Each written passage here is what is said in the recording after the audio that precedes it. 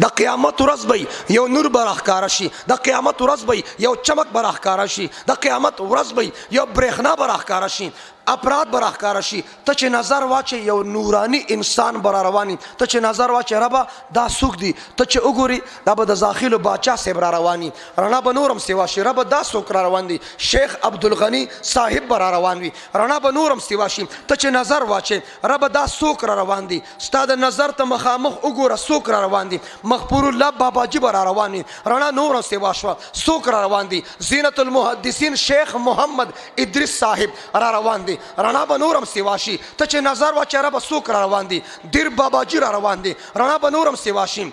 استاد العلماء استاد المجاهدین ډاکټر شیر علی شاه المدني رحمت الله علیه به را روان وي. رڼا به نورم سیوا شي. ته چې نظر واچې ربه څوک را روان دي، مولانا عبدالحق رحمت الله علیه به را روان وي. رڼا به نورم سیوا شي. ربه څوک را روان دي، ته چې نظر واچې حکیم الامت شاه اشرف علي تانوي رحمت الله علیه به را روان وي. رڼا به نورم سیوا شي. حافظ الحدیث انور شاه کشمیری رحمت الله علیه به را روان وي. رڼا به نورم سیوا شي. څوک را روان دي، مفتی هند مفتی کفایت الله دهلوی رحمت الله علیه بر روان وي. وجدان وایم رڼا به نورم سیوا شي. بانی تبلیغ جماعت مولانا الیاس خان دهلوی رحمت الله علیه بر روان وي.